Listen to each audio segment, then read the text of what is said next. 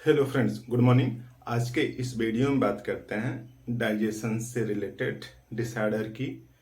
ऐसी समस्या जिसमें कि भोजन के बाद ऐसा लगता है कि पेट में भोजन पत्थर जैसा रखा हुआ है और काफ़ी डिस्कम्फर्टनेस महसूस होती है, असहज स्थिति होती है। कई लोगों के ऐसे कंप्लेन रहते हैं। उसका कारण क्या है, पहले उसको समझते हैं और कौन सी मेडिसिन लिया जाए।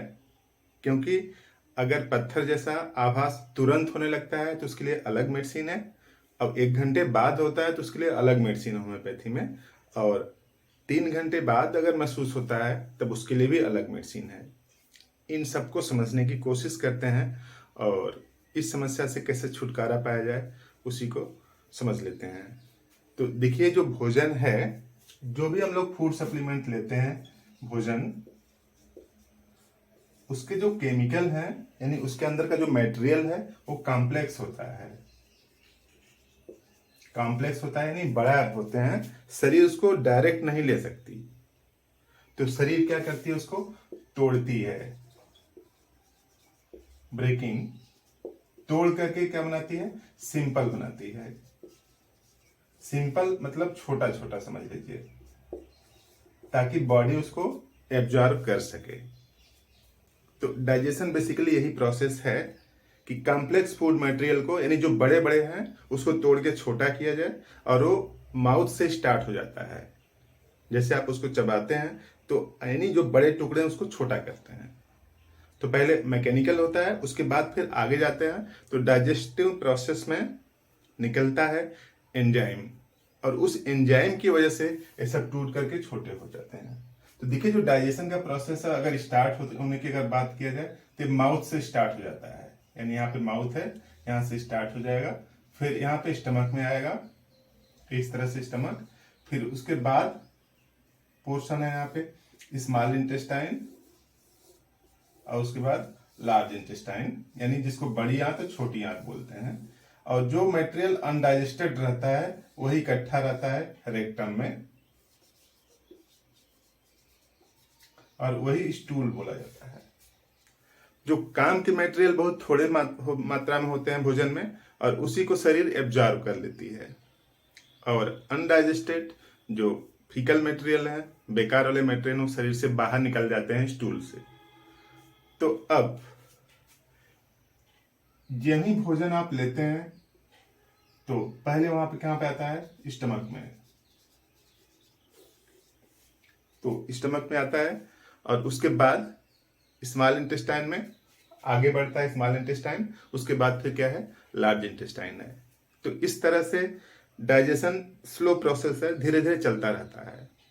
कुछ लोगों की शिकायत ये होती है कि कुछ भी खाया और पेट में जाते ही लगता है जैसे कि पत्थर जैसा हो गया है, और काफी देर तक ऐसी स्थिति बनी रहती है। तो वो लोग कुछ बाजार मार्केट में जो डाइजेशन से रिलेटेड मटेरियल है उसी को यूज करते हैं, और थोड़ी देर के लिए टेम्पोररी रिलीफ मिल जाता है। लेकिन उसके साइड इफेक्ट भी होते हैं, कुछ टाइम बाद उनका भी इम्पैक्ट बॉडी पर नहीं पड़ेगा। होम्योपैथी की बेहतरीन मेडिसिन है 3 अलग अलग सिचुएशन के लिए। तो देखिए, जैसे स्टोन स्टोन फीलिंग आती कब है, अगर 1 घंटे में आती है, यानी इन 1 आवर्स, 1 घंटे में आती है, इन 3 आवर्स, या एट वंस, तुरंत आ जाती है। होम्योपैथी इसीलिए विशिष्ट चिकित्सा पद्धति है जो कि पेशेंट के पेक्यूलियर सिम्टम्स पे डिपेंड करती है। तो देखिए, अगर तुरंत आ जाती है तो उसके लिए मेडिसिन है एबिस निग्रा।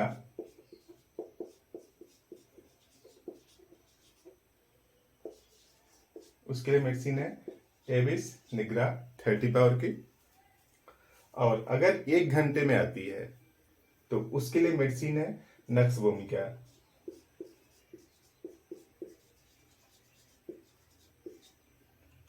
और लगभग 3 घंटे बाद आती है तो उसके लिए मेडिसिन है क्रियोजोट।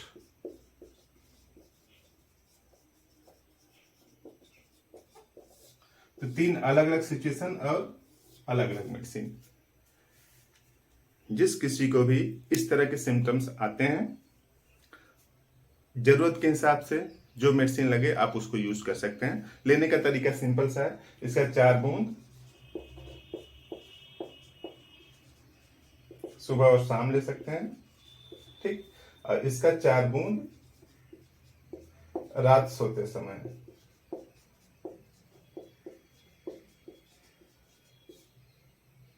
और इसका उसी तरीके से 4 बूंद सुबह शाम। तो इस समस्या से निजात मिल सकती है, चाहे बच्चे हों चाहे बड़े हों। आप उनको जो सिम्टम्स है उसके आधार पर मेडिसिन सेलेक्ट करें, मेडिसिन दें, जरूर आराम आएगा। बात समझ में आई?